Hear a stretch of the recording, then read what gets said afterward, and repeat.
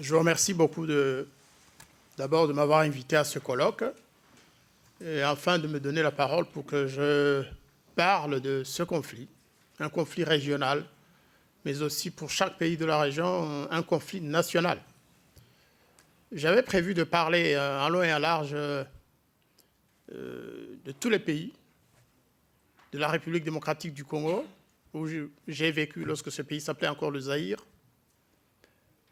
du Burundi, où, jeune étudiant, j'ai vécu le génocide Hutu de 72 sur le campus de Bujumbura, et bien sûr du Rwanda où je suis né, même si je n'ai pas passé le tiers de ma vie dans ce pays. Mais je le connais quand même, j'ai encore des parents là-bas et je sais ce qui s'y passe, peut-être mieux que certains qui y vivent. J'ai donc, après avoir écouté les différents orateurs, je me suis décidé à modifier un peu mon thème, parce que ça ne sert à rien de répéter tout ce qui s'est dit depuis ce matin. Les éminents orateurs qui m'ont précédé ont fait des analyses, ils ont élaboré sur le génocide rwandais ou le génocide des Tutsis. Il y en a qui ont même parlé de Hutu Power, d'autres ont parlé de la RDC, la situation actuelle, et aussi dans son évolution. Donc j'ai changé, j'ai modifié un peu mon exposé, sachant qu'il est peut-être plus important de parler de la situation actuelle, plutôt que de parler de Berlin, des influences belges sur la situation interethnique au Rwanda ou au Congo ou au Burundi. Je vais vraiment m'étendre sur la situation actuelle dans les trois pays, et surtout au Rwanda, le pays que je connais le mieux. Comme vous l'avez dit, j'étais ambassadeur à Paris dès le mois d'octobre 90. C'est-à-dire que j'ai été nommé à Paris, en fait, en septembre 90. J'étais ambassadeur auprès de l'OUA et en Éthiopie et au Soudan. Le temps que je rejoigne mon nouveau poste parisien, le FPR a attaqué le Rwanda. Et donc, je me suis grouillé pour être ici très vite, pour faire face à quoi? Très difficile à exposer. Je faisais face à tout. Je faisais face déjà à Kigali pour certains problèmes. Je faisais face aussi à la France, qui n'acceptait pas nécessairement tout ce que je proposais ou tout ce que je demandais, mais aussi et surtout au FPR, parce que le FPR, vous savez, surveillait les ambassades rwandaises, et j'ai pu me rendre compte pendant toute cette période qu'il n'était pas facile du tout d'être un ambassadeur en période de guerre, surtout une guerre sur fond ethnique. Donc là, je ne donnerai pas l'exposé historique sur le conflit Hutu-Tutsi au Rwanda ou au Burundi. C'est un conflit qui n'existe pas, ou en tout cas qui n'existait pas avant en RDC. Quand j'étais là, je vivais avec des Banyarwanda, dont certains me disaient qu'ils étaient d'origine Hutu, d'autres d'origine Tutsi. Je n'ai jamais entendu parler de Banyamulenge à l'époque. Ça, je dois le dire. Pourtant, j'étais avec des gens qui parlaient un Kinyarwanda un peu différent du mien, mais qui venaient d'Ouvira ou des environs, mais qui ne s'appelaient pas des Banyamulenge, qui étaient des Congolais dans les années 70. C'est après, en 1996, que cette donnée est venue s'ajouter à la complexité déjà de la situation dans cette zone. Les Banyamulenge, ou les Tutsis originaires du Sud Kivu, qui veulent qu'on les considère désormais comme des Tutsis, certains plus proches du Rwanda que de leur pays officiel, le Congo. Et ça pose problème. Mais avant d'aborder toutes ces questions, j'aimerais dire un mot sur certaines affirmations qui ont été faites ce matin. Je vais, par exemple, en parlant de Hutu Power, dire que ça ne veut rien dire. Je m'excuse auprès de ceux qui ont utilisé cette expression. Le mot Hutu Power, ça ne comporte aucun sens réel ou historique dans l'histoire du Rwanda. C'est un mot qui a été utilisé pour la première fois par un certain M. Karamira, d'un parti d'opposition, Hutu d'ailleurs, mais lui, il était Tutsi, même s'il était un des chefs de ce parti. Et c'est lui qui a parlé officiellement, qui a lancé le mouvement Hutu Power, lui-même qui était Tutsi d'ailleurs, dans le stade de Kigali. Ça m'a toujours étonné et questionné pourquoi un Tutsi va faire la promotion ou la propagande du Hutu Power. C'est une question qu'il faut se poser. Donc cette notion, les chercheurs devraient vraiment tout faire pour l'éviter parce qu'elle n'a pas de contenu. Ça n'a aucun contenu. Est-ce qu'aujourd'hui on peut parler de Tutsi Power au Rwanda? Je ne sais pas. On peut dire que les Tutsis ont certainement, pas le monopole, mais qui dominent la scène politique au Rwanda. Et le Tutsi Power, parfois, ça peut créer plus de problèmes en utilisant des termes tout faits que de répondre à la problématique. Deuxième élément sur lequel j'aimerais dire quelque chose, c'est le rôle de la France au Rwanda. Puisqu'effectivement, comme je vous l'ai dit, j'ai été ambassadeur en France pendant 5 ans, pendant toute la période de la guerre. Le ministre Védrine a utilisé l'expression masochisme. Et c'est la vérité. Parfois, je me demande ce que veulent certains Français qui font tout pour que la France soit presque bâillonnée et châtiée pour avoir sauvé des Rwandais.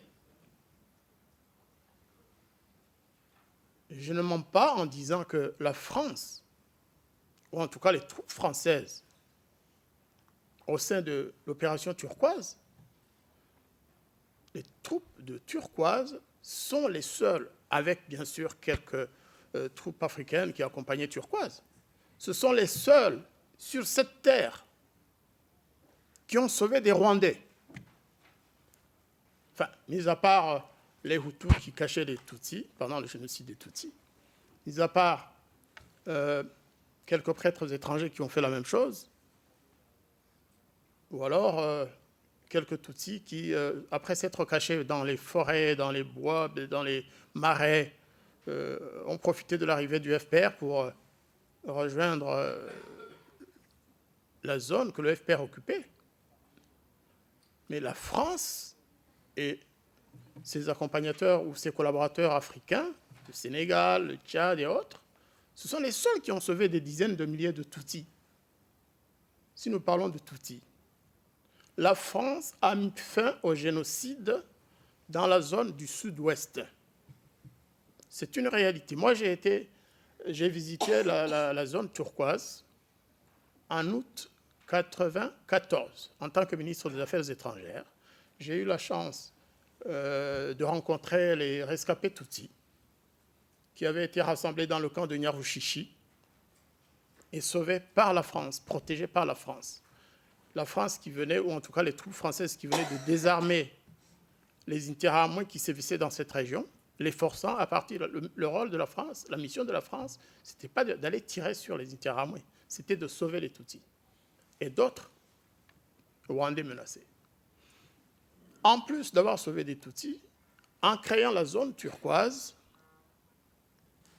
l'opération a permis à ces centaines de milliers de Rwandais, Hutus, Tutsis, Batwa et autres, qui venaient du Nord, parce que ce qu'on ne vous dit pas, c'est que depuis 1990, depuis l'attaque du FPR,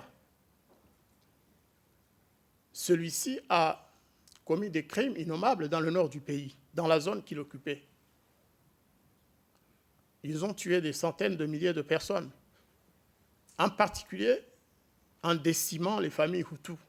Ça, il faut qu'on vous le dise. Ce n'est pas parce que ça ne s'appelle pas génocide officiellement que ça n'en est pas un. Et le dire, ce n'est pas nier le génocide des Tutsis. Moi, de toute façon, je ne peux pas le nier puisque je crois avoir prononcé le mot génocide des Tutsis pour la première fois le 10 avril 1994, parce qu'une partie de ma famille venait d'être tuée, parce que Tutsi. Le problème, c'est que j'ai aussi de la famille Hutu qui a été tuée après, par le FPR cette fois-ci. Est-ce que le dire, quand je dis que des Hutus de ma famille ont été tués par le FPR, est-ce que je nie le génocide que ma famille Tutsi a subi? Je dis non. Il faut qu'on cesse de jouer ou d'instrumentaliser le génocide des Tutsis. Au Rwanda, il n'y a pas que des Tutsis, ni avant 1994, ni après. Il y avait un peuple de Hutus pour 85% de la population, de Tutsis pour 14% et de 1% de Batwa, de Twa, pygmées, qu'on appelle Bahwa chez les Bachis en face, Bahwa ou Batwa dans d'autres tribus du Congo. Pensez que les crimes commis par le Front patriotique rwandais de Kagame dans le Nord étaient des faits anecdotiques, c'est vraiment se moquer du monde. Il y a des rapports de Human Rights Watch faits avant la prise du pouvoir. Il y a des rapports d'autres organisations, Médecins sans frontières ou autres, qui décrivent comment le FPR faisait. Et après, il y a eu d'autres, enfin, des révélations d'officiers du FPR qui ont notamment parlé d'un plan d'extermination des Hutus. Et ce plan, ça s'appelait, moi j'ai retenu 2 noms, ça c'est Punguza. Punguza, ça veut dire en Swahili, diminue. C'est-à-dire qu'il fallait diminuer le nombre des Hutus. Ou alors Fagia. Fagia, c'est balayer. Ça, ce sont des officiers du FPR qui nous ont raconté ça. Et c'était un rapport, plutôt c'était un projet, un programme qui existait. Et puis après tout, moi j'ai passé presque 3 mois à Kigali après le génocide des Tutsis. La première chose que j'ai observée là-bas, c'est que le FPR, pendant que nous, on voulait reconstruire, pendant que nous, on s'occupait de chercher à réconcilier les victimes avec leurs bourreaux, les troupes du FPR étaient occupées à massacrer les Hutus à travers le pays, ce qui a fait l'objet d'un rapport, un autre rapport, le rapport Robert Garsoni du HCR, qui parlait bien de génocide. Parce qu'en 3 mois, dans 3 préfectures, le FPR venait de massacrer 40 000, à peu près, 40 000 Hutus. Pas rwandais à l'époque, c'était des Hutus. Est-ce que c'était un génocide, 40 000 Hutus? Moi, je dis que oui. À Srebrenica, il y a eu 8 000 victimes. Et ça s'appelle un génocide. Pourquoi ce ne le serait pas pour les 40 000 Hutus tués entre juillet et septembre 1994 par les troupes du FPR? Pourquoi ce ne serait pas un génocide pour les victimes Hutus massacrées dans le camp des déplacés de Kibero, où pendant une nuit, le FPR a tiré sur les Hutus réfugiés dans ce camp, et le lendemain, on comptait presque 8 000 victimes, 8 000 corps ont été dénombrés sur le terrain. Est-ce que c'est un génocide? Ce n'est pas un génocide. Moi, j'utilise le terme génocide lorsque j'utilise la définition, l'article 2 de la Convention de 1948 sur la prévention et la répression du crime de génocide. Pour moi, c'est un génocide, ce qui s'est passé en Somalie. Donc là aussi, je voudrais vraiment inviter les chercheurs, les inviter à ne pas être trop militants, quoi. Il faut analyser les choses froidement. Non pas se dire, comme ce sont des Tutsis, c'est un génocide. Et quand c'est des Hutus, c'est de la majorité, ce n'est pas un génocide. Non, ce sont des êtres humains. Dans la définition de 1948, l'article 2 n'a jamais parlé de petit ou de grand génocide. Voilà. À la lumière de ce que je viens de dire, vraiment, j'espère que beaucoup auront compris que si je parle du Congo, de la République démocratique du Congo, ce sera la même analyse. Le Congo n'a jamais attaqué le Rwanda. Le Congo n'a jamais massacré des Rwandais au Rwanda. Même s'il y a eu quelques victimes, c'est peut-être au Congo pour des raisons qui n'ont rien à voir avec une volonté de destruction. Par contre, notre armée qui a été envoyée au Congo en 1996 a détruit des millions de Congolais par assassinat direct ou alors par ce qu'on appelle dégâts collatéraux. Et encore, j'ai du mal à utiliser ce terme. Parce que quand vous poursuivez des citoyens et des civils dans la forêt, que vous les soumettez à des conditions abominables et qu'ils en meurent, ça aussi c'est un génocide, selon la définition de l'article 2 de 1948. Donc, s'il m'était donné de m'adresser aux Congolais, même si je n'ai pas de responsabilité, avec modestie, je dirais vraiment, il faut que les Congolais... je commence par les Rwandais. Les Rwandais doivent demander pardon aux Congolais. Le gouvernement rwandais actuel devrait prendre son courage à main. C'est comme ça qu'on fait aussi la réconciliation et la paix. Et un jour dire, écoutez, après tout, c'est nous qui avons attaqué le Congo. Même si c'était pour chasser Mobutu, Mobutu ne devait pas attendre le Rwanda pour partir. Mais la conséquence de ça, c'est qu'il y a eu des millions de Congolais morts du seul fait de l'attaque rwandaise. Je ne vais pas en dire plus, mais je suis de ceux qui soutiennent, comme le docteur Mukwege, qui soutiennent que le rapport mapping sorti du rapport des Nations Unies sur les crimes commis au Congo, des crimes qui concernent aussi bien les Rwandais que les Congolais d'ailleurs, il ne faut pas que la communauté internationale, il ne faut pas que la France, il ne faut pas que les États-Unis et le monde civilisé laissent passer ce rapport mapping. Il y a d'autres rapports qui ont été cachés dans les tiroirs. Plein de rapports, y compris le rapport du tribunal international pénal. Saviez-vous que moi, je travaillais avec l'équipe d'enquête spéciale sur les crimes du FPR. En 2003, lorsqu'ils sont venus en concluant leurs travaux, les enquêteurs m'ont dit, écoutez, monsieur, on vous remercie pour tout ce que vous avez fait pour nous aider, mais hélas, le rapport va être classé sans suite. On n'était pas loin d'ici, on était à l'hôtel Georges V. J'ai dit, comment vous dites? Oui, on nous a demandé de classer ce rapport. C'était un grand rapport qui concluait que le FPR avait commis un génocide au Rwanda pour la période concernée, c'est-à-dire pour 1994. 1er janvier 1994, 31 décembre 1994. Le TPIR avait conclu dans un rapport, suite à des enquêtes faites pendant quelques années, que le FPR, lui aussi, comme ceux qui avaient commis le génocide contre les Tutsis, que le FPR avait commis un génocide. Qu'est-ce qui s'est passé? Les choses sont simples. Madame Carla Del Ponte, qui était procureure et qui devait recevoir ce rapport, a été instruite par les États-Unis et par les autorités de l'ONU de ne plus jamais considérer ce rapport, de le classer sans suite. Je le sais parce que c'est elle-même qui me l'a dit. Je suis allé la voir à La Haye, accompagnée de Madame Victoire Ingabire, qui a fait autant d'années de prison parce qu'elle avait demandé que les victimes Hutus aussi bénéficient de la compassion. Et Madame nous a dit, écoutez, je ne peux rien faire. On m'empêche de sortir ce rapport.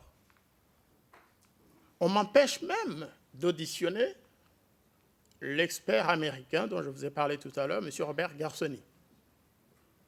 Garsoni n'a jamais été auditionné sur son rapport de 1994. On a interdit. J'ai contacté Mme Ogata. Ogata ne voulait pas, parce que Garsoni travaillait pour le HCR. Ogata a refusé que son ex-agent aille témoigner au tribunal pénal international, tout simplement pour cacher les crimes du FPR. Qu'est-ce que vous voulez que je vous dise? Et aujourd'hui, on nous traite de négationnistes parce que nous exigeons la justice pour toutes les victimes. Nous exigeons une mémoire commune, une mémoire égale pour toutes les victimes, qu'elles soient rwandaises, plutôt congolaises ou tutsis. Et finalement, ce sera ça la solution. Si on veut que la paix règne dans cette région, si on veut qu'au Rwanda, il y ait une véritable réconciliation, il faudra bien un jour qu'on se résolve à accepter que les victimes Hutus aient aussi le droit à être enterrés dignement, comme leurs frères ou sœurs Tutsis. Il faudra accepter que les parents des victimes Hutus puissent ensevelir leurs parents dans la dignité, qu'ils puissent commémorer et rendre hommage à leurs parents tués par le FPR ou par les Interahamwe. Parce que même si un Hutu a été victime de massacre des Interahamwe, il n'a pas le droit de commémorer ça publiquement. Le mois d'avril, c'est pour les Tutsis. Un jour, je suis allé au mémorial de Bruxelles, mémorial du génocide. À l'époque, on n'avait pas ajouté des Tutsis. Avec mes camarades, d'associations rwandaises, eh bien, il y a eu un sénateur belge qui a écrit que nous étions allés souiller le sang des Tutsis. Moi, je lui ai dit, mais attendez, pourquoi? Nous avons la compassion pour les Tutsis et pour les Hutus, et vous ne nous empêcherez jamais d'avoir cette approche. Quelles sont les conséquences sur la situation actuelle au Rwanda? On vous parle souvent de réconciliation. Le président Kagame a réconcilié les Rwandais. Moi, je pense que c'est l'inverse qui s'est produit. Prenons le Burundi, par exemple. Le Burundi, après la guerre, en 2000, après le génocide de 72, après les différentes guerres de libération, mais qu'est-ce qu'ils ont fait? Ils se sont rencontrés à Arusha, ils ont signé un accord de paix basé sur le consensus paritaire, ou la parité consensuelle, si vous voulez. Ça signifie quoi? Ça signifie qu'ils ont été réalistes. Ils ont dit, à partir d'aujourd'hui, nous allons tous, Hutus, Tutsis et autres, participer à la gestion de notre pays. Et ils ont établi des quotas paritaires. Les Tutsis qui ne sont pas majoritaires ont reçu, par exemple, 50% dans l'armée. Aujourd'hui encore, pour faire la paix et pour établir un certain équilibre entre les groupes, les communautés du pays, les Burundais ont accepté de se partager le pouvoir par ethnie. Au Rwanda, qu'est-ce qui s'est passé? Le président Kagame a dit, nous avons pris le pouvoir, désormais il n'y a plus d'ethnie au Rwanda. Mais on continue de dire qu'il y a eu un génocide des Tutsis quand même. Moi, je pense que si on avait voulu vraiment supprimer les ethnies, la première chose qu'on aurait pu faire, c'est de ne plus en parler, de ne plus citer le mot ethnie, Tutsi, Hutu ou autre. Non, on peut parler des victimes Tutsis, mais on n'a pas le droit de dire qu'il y a des ethnies dans ce pays. Deuxième chose, chaque année, on commémorera les victimes du génocide des Tutsis, massacrés par les Interahamwe ou par d'autres forces négatives. En revanche, tous les Hutus massacrés par le FPR, que ce soit au Rwanda d'avant 1994 ou après ou en RDC, c'est oublié. On n'a pas le droit d'en parler. Pourquoi? Parce que tout simplement, ceux qui ont organisé leur massacre, c'est ceux qui sont au pouvoir. Vous avez compris. Du coup, les parents des victimes Hutus n'ont pas le droit de porter plainte contre les dirigeants du FPR parce qu'ils sont au pouvoir. C'est interdit. Qu'on ne vous dise pas autre chose.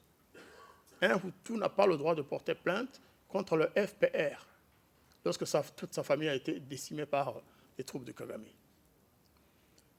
Sur le plan des aides aux victimes, pour la réhabilitation des victimes, toutes les aides que le Rwanda reçoit et qui passent par ce qu'ils appellent le FARGE. Le FARGE, c'est un fonds c'est un fonds destiné à la réhabilitation des rescapés du génocide des Tutsis. Donc, toutes les aides, alors même que tous les Rwandais qui travaillent, les fonctionnaires, ils sont tous obligés de financer ce fonds. Mais eux ne peuvent pas en bénéficier, même s'ils ont été victimes. Je ne suis pas en train de créer... non, je vous dis la vérité. S'il y a quelqu'un qui peut me contredire dans la salle, j'aimerais bien qu'il me le dise. Donc, ce fonds ne peut aider que les familles des Tutsis. Qu'est-ce que ça veut dire? Ça veut dire que les enfants Hutus qui ont perdu leurs parents, les orphelins Hutus, ne reçoivent pas d'aide de ce fonds. Alors que leurs petits camarades reçoivent des cahiers, le Minerval et tout. Vous croyez que c'est ça, réconcilier les Rwandais? On crée des frustrations. Les frustrations, généralement, aboutissent à la colère ou à la jalousie, et enfin à la haine. Et la haine aboutit à la violence. Vous voyez? Moi, je pense que ce qui se passe là, en fait, on est en train de préparer autre chose. Je n'ose pas dire qu'on prépare un génocide. Mais souvent, ça dans le contexte rwandais où le fait ethnique est vraiment exacerbé, moi j'ai peur. J'ai peur qu'un jour, si les autres arrivent à se rattraper, à avoir les moyens de se défendre, eh bien, ça se passera très très mal. Je veux dire quoi? Je veux dire que le jour où les Hutus pourront avoir des aides de je ne sais où, qu'ils mettront en place une armée forte, il y aura une guerre au Rwanda, pas à la frontière avec le Congo, ce sera au Rwanda, et ça risque d'engendrer vraiment des problèmes. Et moi, je ne le souhaite pas. S'enfermer dans cette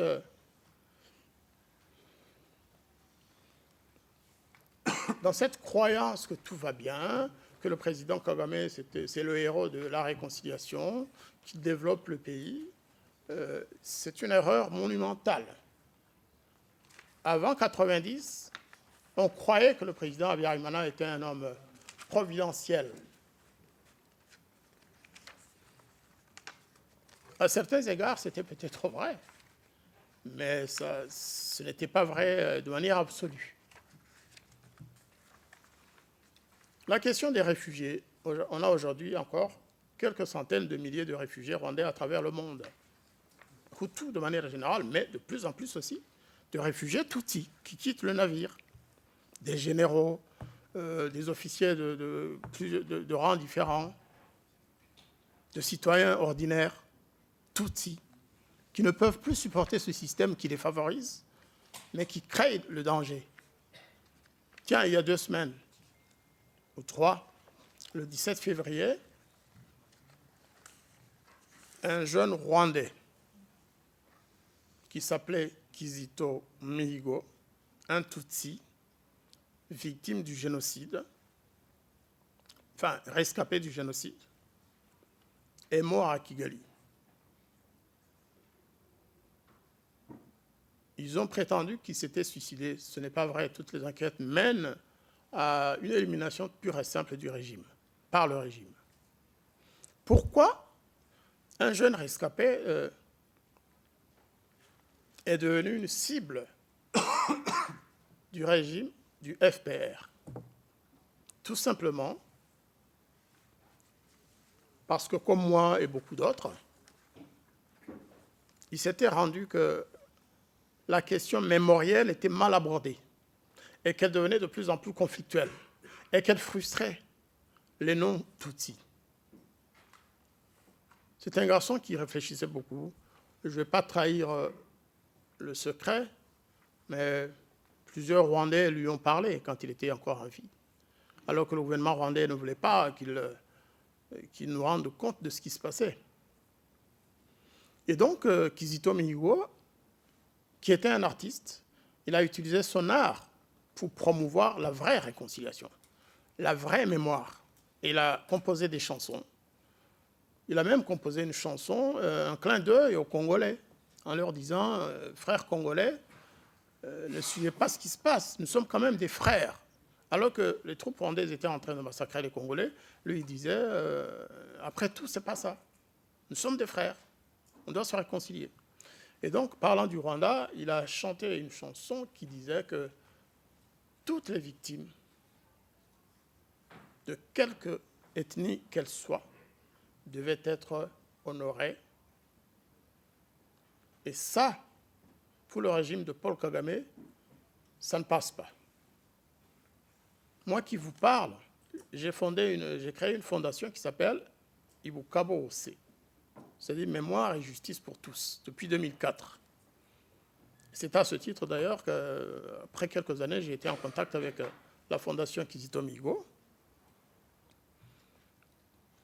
À partir de ce jour-là, quand j'ai lancé cette fondation, puisqu'avant il y avait une association qui s'appelait Ibuka, Mémoire, mais qui ne concerne que les victimes du génocide des Tutsis.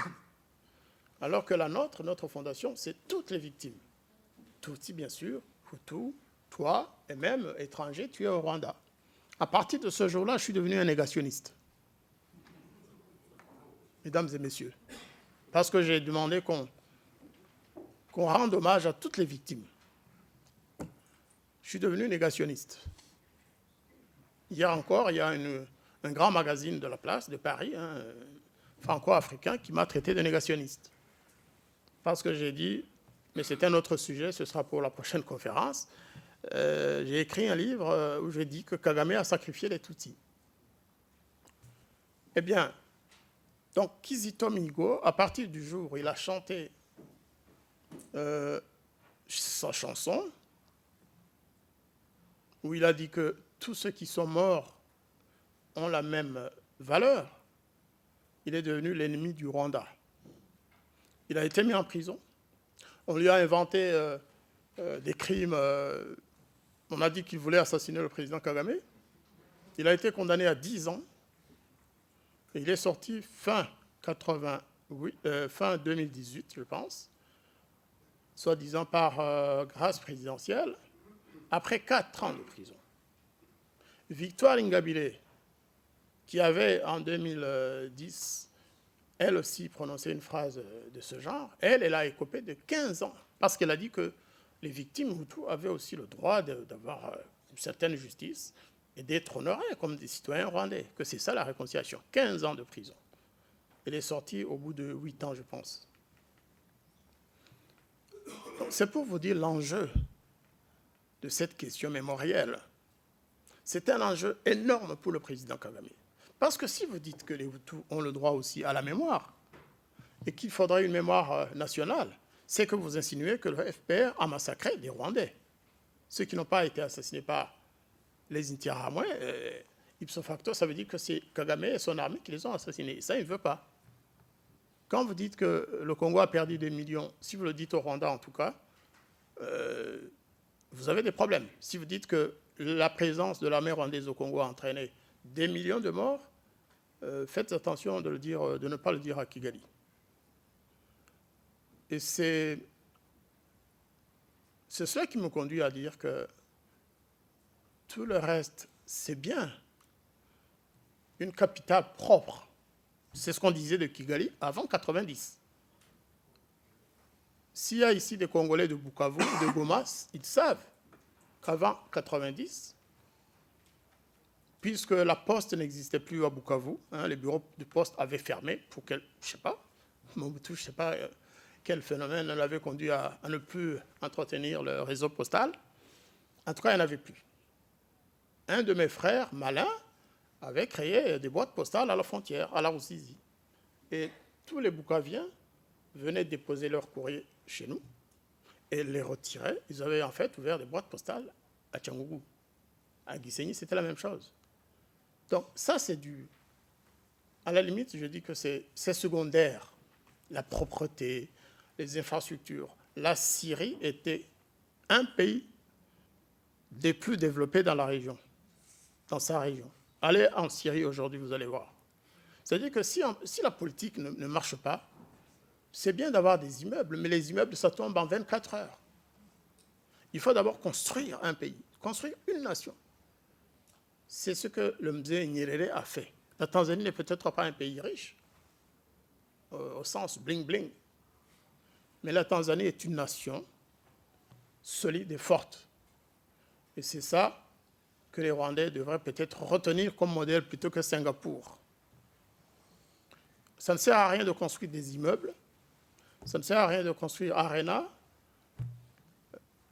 si une partie de la population, 85% de la population, est frustrée du fait d'être marginalisée et exclue politiquement et dans d'autres domaines. Je ne vous ai pas dit qu'au Rwanda, l'armée du FPR est à 99% composée de Tutsis. Tous les officiers, le haut commandement, ce sont des Tutsis. C'est une erreur grave, gravissime. On ne peut pas construire un apartheid de ce genre et penser réconcilier un peuple. Mesdames et messieurs, j'ai peut-être parlé avec passion, mais c'est normal lorsque je parle de mon peuple et de ces deux composantes, Hutu et Tutsi, parce que j'appartiens aux deux. Ça peut être une chance, parfois, parce que ça vous permet de comprendre. C'est aussi une douleur, ça constitue une douleur énorme. lorsque vous vous sentez tiraillé des deux côtés, on vous dit non, non, non, ne parlez pas des Hutus. Mais pourquoi pas? Mais cela est valable aussi pour tous les autres Rwandais. Ce n'est pas que d'être né des deux côtés qu'on ait nécessairement des atouts. Non. Il faut respecter le principe d'égalité citoyenne au Rwanda, comme cela est respecté dans tous les autres pays. J'avais d'autres sujets que je voulais développer, mais je vous vois et je sens que vous commencez à vous fatiguer de mon discours. Pas du tout, mais on est un peu en retard. On n'a pas assez de temps. Je vais donc en arrêter là. Et une fois encore, vraiment, je m'incline humblement devant mes frères congolais en leur disant qu'il faut, dans le discours que certains Congolais utilisent à la radio, à la télévision, il faut éviter d'amalgamer. Tous les Rwandais ne sont pas avec le président Kagame, vous savez. Il y a des Rwandais qui souffrent plus de Kagame que les Congolais. Donc, il faut nuancer. Et même, j'irai plus loin, il faut créer une synergie entre les forces progressistes de notre région. Il faut que les Congolais qui veulent le changement, les Rwandais qui veulent un changement positif, les Burundais et les Tanzaniens et autres, il faut que de plus en plus ils se mettent ensemble, qu'ils discutent et qu'ils voient comment le faire, comment y arriver en évitant les guerres et surtout en mettant fin à ces régimes despotiques. Je vous remercie beaucoup.